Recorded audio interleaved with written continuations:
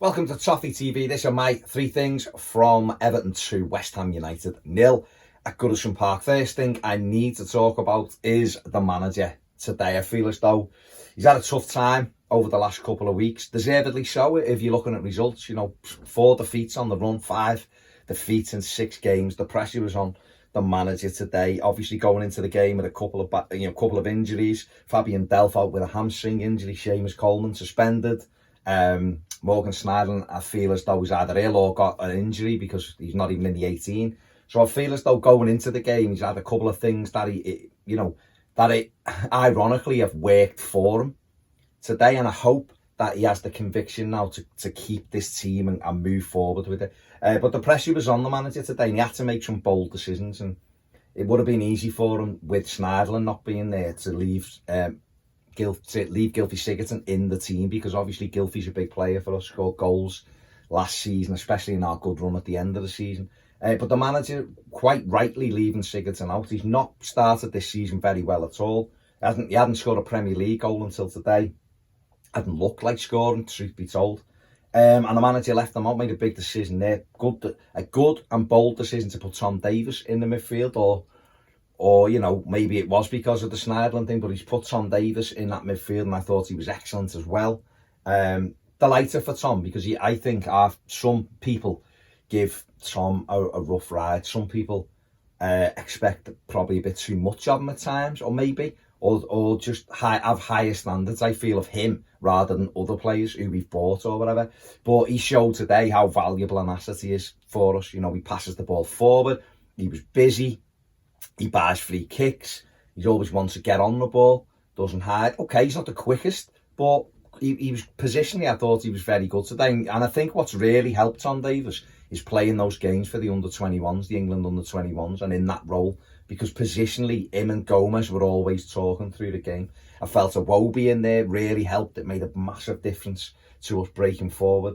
He was very, very busy, Alex Iwobi, all over the place. Again, final pass could be a bit better, but breaking the lines and causing West Ham problems. So the manager made the changes and was rewarded. He's rewarded for playing Richarlison through the middle. And what I thought Richarlison did really well was put himself tight up against Diop and got Diop involved in a little bit of a battle. The referee could have done more. I feel as though sometimes Richarlison's given some rough treatment by centre-back and he doesn't get it. And yet West Ham, Lanzini, for argument's sake, went over a couple of times a little bit easy, and Hallett bought a few free kicks. But it is what it is. But I think the manager's bravery was rewarded today.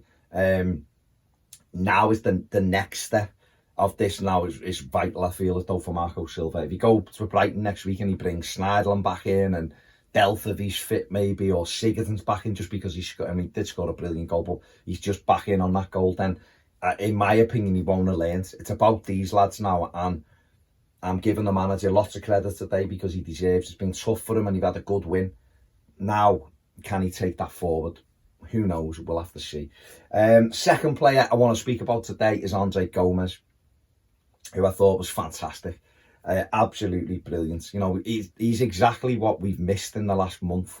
So the last 4 games that we've lost without having Gomes in that midfield showed today what a difference it makes when he's on it. Good strength, good ability, took the ball under pressure, kept it in tight spaces. West Ham had 2 or 3 on him at the end, swinging off his shoulder, and he came out with the ball, and Declan Rice couldn't really get near him, neither could Noble. So he gave them a torrid time, and it reminded me very much of the performance down at the London Stadium in March when we went there and won 2-0, and it could have been 7 or 8. It was the same today. It could have been 7 or 8 today, and Gomes was the fulcrum of that performance that day, and it's exactly what he was today.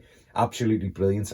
Ability to play short, ability to switch the play right and left, gets us going, was our metronome today, and was supported brilliantly by Tom Davies and Alex Iwobi in there, giving it legs as well, and Bernard, who came in off the left and helped out. So just a great performance by Gomes, and a very, very important player for Everton and for the manager. And so it's vital that he stays fit. But I think Everton with Andre Gomes in, are a much different proposition. And today, I just thought he was brilliant, and he was worth mentioning. And a flip of the coin for me, who was man of the match between him and my final point. And the final thing I want to talk about is Yerry Mina, who I think he's been Everton's best player, in my opinion, all season. absolutely brilliant again today. Twice, 2 marvellous interceptions at key times in the game. Big and strong, okay. Haller won a few headers against him. He went back and won some against him. It was a good battle between those two. So much so that Haller then tried to go over to Keane's side a little bit and play on him. I just thought he was immense for us, you know. Scored a good header off a corner, which for some reason the referee has disallowed. And when everyone's looked at it again, there was nothing wrong with it. And which I don't understand about VAR. I really don't get this about VAR. Is that the referee makes an incorrect decision. I said it on the other video I was speaking, where I sit in the Bullens, there's the TV there. I'm talking to David Prutton after it and asked him about the thing, and he was like, there was nothing wrong with the goal. We've looked at it 10 times, there's nothing wrong with it. Gomes stands his ground, it's not a foul. So if they're looking at that, why don't VAR overrule that and say to the referee, it was a goal, there was nothing wrong with it. Referees shouldn't be blowing whistles until the play.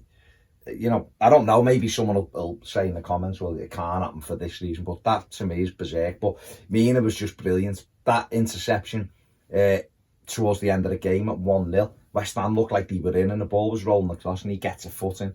Just fantastic, and he was brilliant. And he went down at the end and come off with a couple of minutes to go. And I'm hoping it's just an impact challenge. I think it was when he headed it clear. We broke and Gylfi scored, actually. That was where he come from. He heads it forward. And I didn't see what happened because obviously I'm following the ball, but then he was sat down on the halfway line. But he walked off the pitch, which is good. And I'm hoping, like I say, it's just an impact injury and that it'll settle down over a couple of days and he'll be ready to continue next week. Because, like I said, for me, he's been our best player this season. He's getting better and better. And it's looking like I'm becoming the centre-back that we thought we'd signed last season, and obviously his season was curtailed by injury at times, but he's been absolutely brilliant. I just thought it was worth mentioning, and like I say, for me, a flip between him and Gomes for man of the match. Probably I would give it to Gomes because of his position on the pitch and how key that was to get hold of the midfield, but Mina was right next to him for it. Absolutely brilliant display. So there you go, there are my 3 things. Disagree, agree, whatever. You might have your own 3 things or anything you think you want to add on. Additionally, put it in the comment section below. Thanks for watching. Make sure you check out the instant match reaction, mine and Ped's player ratings. They'll be interesting. Subscribe if you haven't. Give the video a thumbs up, it helps. And also, if you want to become a patron, get over there and do that as well. Have a fantastic weekend. Thanks for watching. See you later.